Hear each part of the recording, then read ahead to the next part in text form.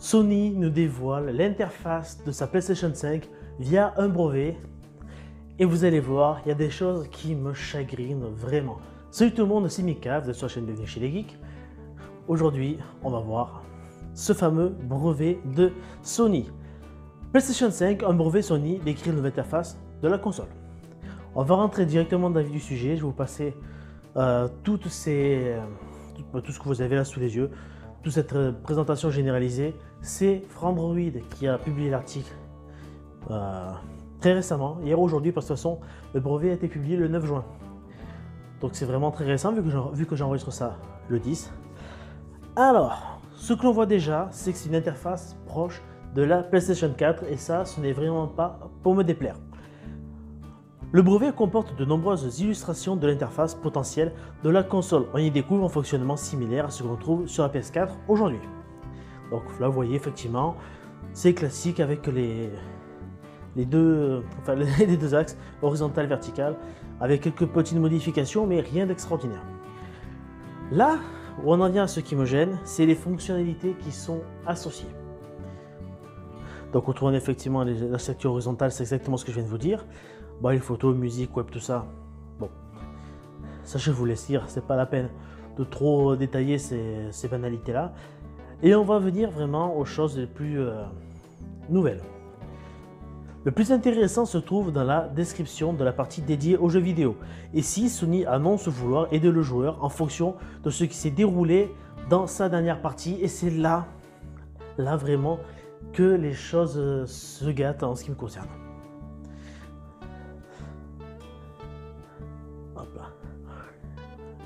D'après le brevet, pour un jeu donné, l'interface proposerait ainsi de recevoir des parties précédentes, mais aussi un accès rapide à certaines statistiques du jeu. Là encore, ça passe. Enfin, et c'est peut-être plus intéressant, l'interface pourrait suggérer des astuces aux joueurs pour débloquer de certaines suggestions. J'ai du mal à lire, j'ai refait dans les yeux, c'est un truc de fou. Il faudra vraiment que je m'habitue à ça. Ces conseils seraient donnés sous forme de texte ou sous forme de vidéo.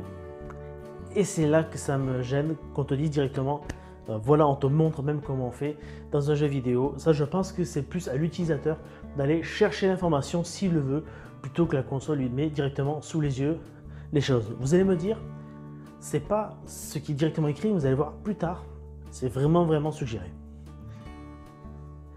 Ces vidéos sont réalisées à partir d'un extrait de gameplay d'autres joueurs sur PlayStation.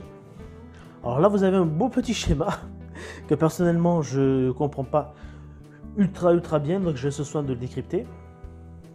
Mais en gros, ça nous explique un peu le fonctionnement de cette feature, de ce, comment on dit, de ceci, voilà.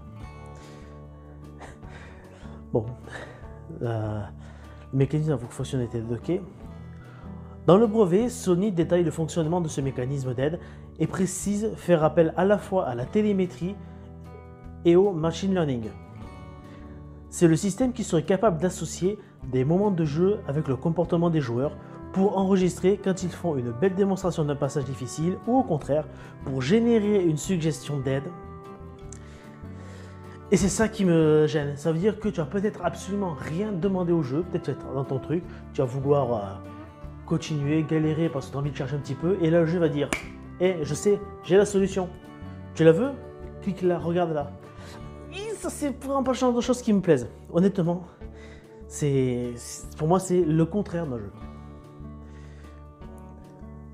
Le joueur aurait ainsi la possibilité de découvrir des vidéos d'entraînement avec des recommandations précises de la marche à suivre. Laissez-nous un peu galérer s'il vous plaît. La promesse des walkthroughs intégrés.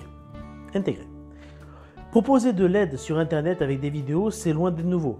Il s'agit populairement de ce qu'on appelle des walkthroughs. Je ne sais pas exactement comment on le prononce. Qui permettent en général, dès la sortie du jeu, de découvrir chacun des mystères grâce à des guides détaillés.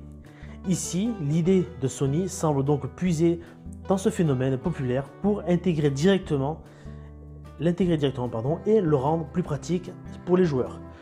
Ce type de fonctionnalité est aussi l'une des promesses fortes de Google Stadia qui souhaite mettre à contribution des milliers d'heures de vidéos de jeux sur YouTube pour aider les joueurs.